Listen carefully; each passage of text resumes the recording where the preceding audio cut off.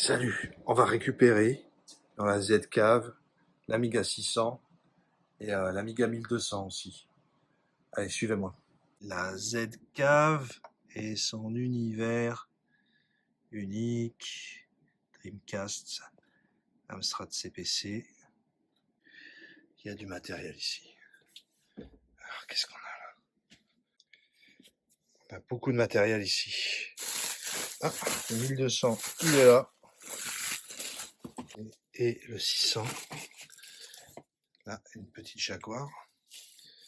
Des moniteurs. Ah putain, c'est ça qu'il faut que je récupère aussi. Au moins un moniteur avec une DB9. On va prendre un Commodore. Et c'est quoi ça? 184S, parfait. Tout neuf. Et un 600. Alors ça, c'est pas un 600, ça c'est un Noric.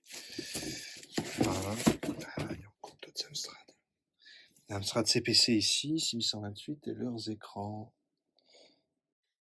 Retour de la Z-Cave. Alors le 600, eh bien il est dans son jus. Il n'a jamais tourné. Alors cette machine, pour l'histoire, c'est une bécane qui marchait très bien, qui m'a été donnée par un copain. Donc elle est presque complète parce que je l'ai dépouillé, donc il a déjà plus de lecteur de disquette. Il est un petit peu oxydé ici, mais bon, ça c'est rien de bien grave. On va réparer ça. Le clavier est là, mais il est déconnecté parce que j'avais essayé à l'époque de faire des bidouilles, de mettre en fait la carte mère du 600 dans un 500 avec un clavier de 500. Bon, en tout cas, le reste est intact. Ce qui a dégagé aussi, c'est la ROM, puisque je l'avais mis à une époque dans le 500 et cette ROM, je la retrouve plus. Donc, je vais réinstaller une ROM de 3.1.4 que j'ai commandée. Sans ça, bon, il est vraiment dans son jus. Donc, on va déjà commencer par le démonter et avant d'installer quoi que ce soit dessus. Bon, en complément de ce que j'ai trouvé hier dans la Z-Cave, j'ai trouvé également ça. Donc là, ça fait un peu bricolage, c'est clair, mais enfin bon, en même temps, on s'en fiche. Ça n'a pas besoin d'être super clean pour le moment, on fera quelque chose d'un peu mieux. Alors ça va nous permettre déjà de tester les machines. Ça va nous permettre déjà de tester les machines, que ce soit le 1200 ou le 600. En tout cas, j'avais testé sur le 500, ça marche super bien. Voilà. Également, en repassant au bureau ce matin, j'avais reçu donc mon colis de chez Alinea, donc qui est arrivé d'Allemagne hier. Donc on va voir tout de suite ce que c'est. Donc voilà, ça vient de chez Alinea. On va faire le unboxing. Je vais vous dire tout de suite ce que c'est. C'est une Furia pour le 600 qui est là, toujours dans son jus, toujours aussi dégueulasse. Et puis 2-3 accessoires de type IDE, convertisseur IDE SD, convertisseur compact flash PCMCIA et et aussi un câble vidéo, puisqu'en fait j'en ai plus et j'ai besoin de connecter le 1084S sur le 600, sur le 1002 et puis bon le 500 c'est moins urgent puisque j'ai déjà monté dessus un RGB tout HDMI, donc c'est pas très très grave. Enfin bon, puisque tout le monde fait du unboxing, on va faire aussi du unboxing, bien que j'ai déjà expliqué ce que c'était, donc on s'attend à voir une Furia et un câble et des adaptateurs. Enfin bon, voilà. Alors la qualité, parce que j'ai jamais commandé chez eux. Normalement, je commande chez des revendeurs français. Sauf que là, il n'y avait pas de stock sur ce que je voulais. Donc, tant pis les gars, pas de stock. Donc, j'ai été obligé de me rapatrier sur vos collègues allemands. Ça, c'est la facture. Alors, on a donc ce truc là. Je pense que c'est la ROM 3.1.4 qui va sur le 600. Là, on a donc un adaptateur SD, Full SD, pas micro SD, vers IDE. Le bidule qui va bien avec. J'espère que c'est bien calibré. Ouais, je pense que ouais. Effectivement, ça a l'air d'être la bonne taille. Donc ça, on va le mettre de côté. Ah putain, j'avais pas compris. Moi, je croyais qu'il faisait les disquettes. Donc j'ai payé combien? J'ai payé pour des étiquettes. Putain, mais je suis con, hein. Ah bah c'est une option, je sais pas, j'ai dû payer 1 € de plus pour avoir des étiquettes de floppy. Putain, mais quel blaireau, c'est pas possible ça. On laisse tomber. Donc au final, qu'est-ce que j'ai là-dedans? J'ai pas les disquettes. J'ai pas les disquettes. J'ai pas les disquettes d'Amiga OS. Ah, c'est la loose. Putain, mais j'ai fait quoi là? Qu'est-ce que j'ai acheté? Bon, allez, on va regarder ça. Donc ça doit être la Furia. Ou pas? Ouais, c'est bien ça. Furia, hein, donc avec évidemment une dock précise, il n'y a pas de dock. Dessus, il y a quoi? On a un 68882, ça c'est bien. Dessous, j'imagine que c'est un 68020. Voilà, ça c'est pas mal. A priori, ça se plug directement sur le 68000. Il n'y a pas l'air d'y avoir grand chose à faire, on verra bien. Et là, c'est mon fameux câble. Donc c'est un câble. Parce qu'en fait, ce qui est chiant à trouver, c'est cette prise, la DB23. J'aurais pu faire mon propre câble, mais finalement, l'un dans l'autre, bon, c'est déjà fait, et puis c'est supposé fonctionner, donc on va partir là-dessus. Par contre, ce qui m'ennuie, c'est qu'effectivement, j'ai reçu ça, alors que donc ça c'est le convertisseur PCMCIA Pack Flash. J'ai reçu ça,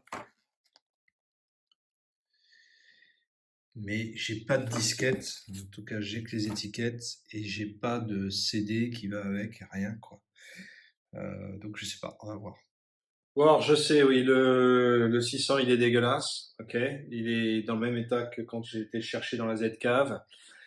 Il est vraiment pas propre, mais je résiste pas avant de m'engager plus loin, puisque maintenant j'ai une ROM, puisque j'avais pas de ROM dessus, et que j'ai une Alim et que j'ai un câble au moins pour la vidéo. Bah, je vais pas attendre, je vais quand même essayer de le démarrer et voir au moins bah, s'il marche. De toute façon, on n'a pas besoin de grand chose pour démarrer l'Amiga. Bon, alors normalement, un Amiga pour le démarrer, bah, on n'a pas besoin de ça.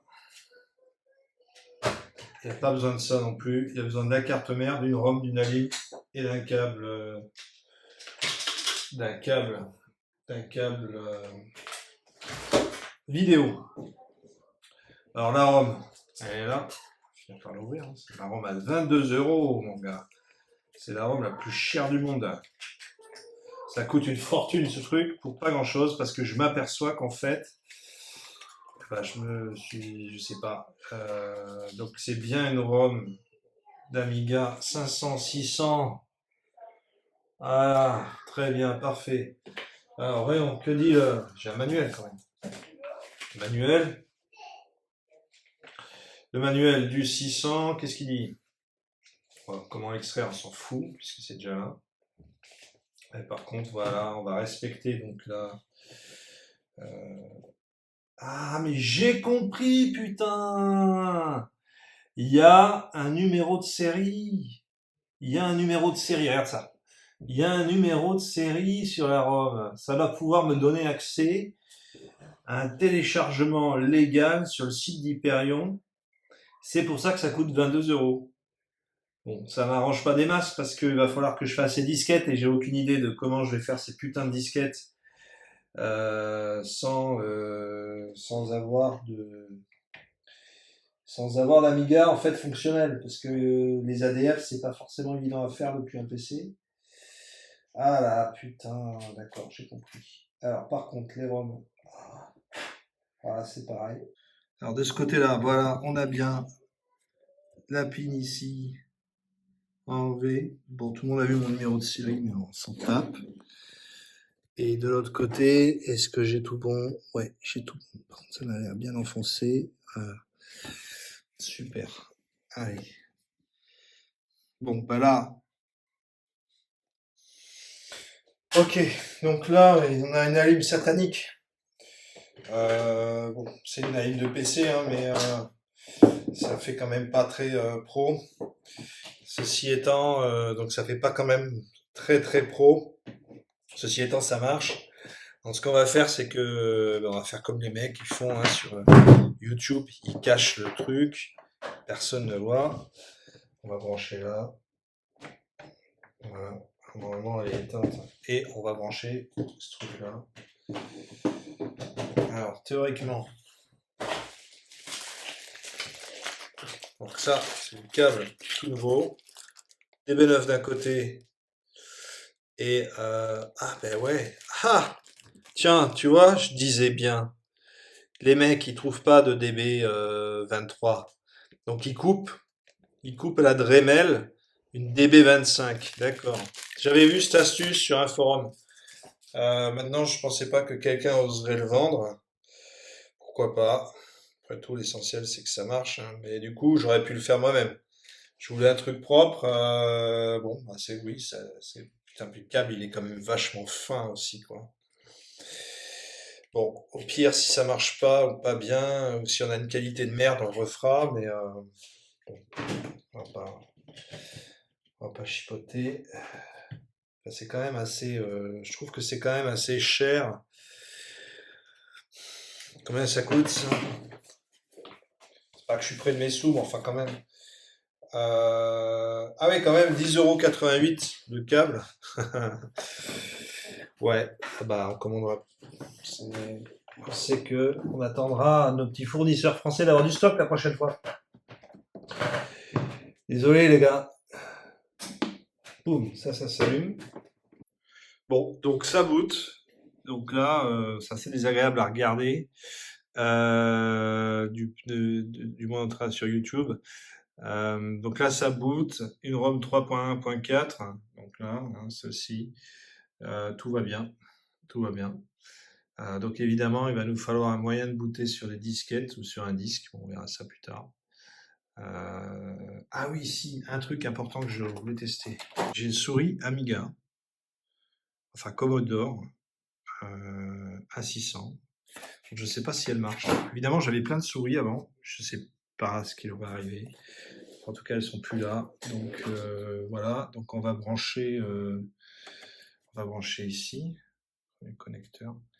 C'est le truc qui est pas trop mal avec le 600, c'est que le truc qui est pas trop mal avec le 600, c'est que les connecteurs en fait sont sur le côté. Donc on va rebooter. Ce que je vais faire, c'est ça. Ah, putain, elle marche. Ça c'est bien. Ça c'est bien. Ça c'est déjà bon signe. Alors c'est une souris à boule, hein, mais elle marche. Boot option. Oh là là. Tout marche.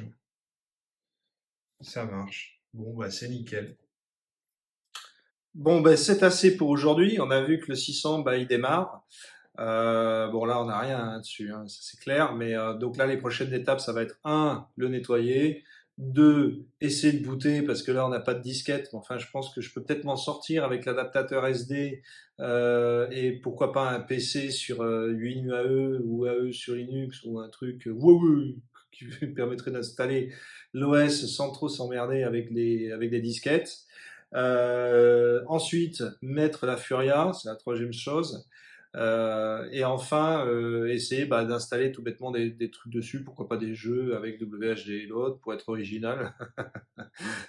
Enfin bon, ça m'a bien amusé, je suis bien rassuré que la souris fonctionne, ce qui est déjà une bonne chose, parce que franchement, j'avais pas envie d'en acheter une ou d'acheter un convertisseur ou bon, on verra à terme si je ne bidouille pas moi-même un adaptateur souris USB vers Amiga en utilisant, ou même tout périphérique USB vers Amiga en utilisant un Raspberry Pi, ce genre de choses. On verra bien. En tout cas, j'ai hâte d'y être. Ce sera donc dans une prochaine vidéo. Et puis moi, je vous remercie de m'avoir suivi, encore une fois. Et puis, n'hésitez pas à commenter si vous avez besoin. Merci à tous et à bientôt.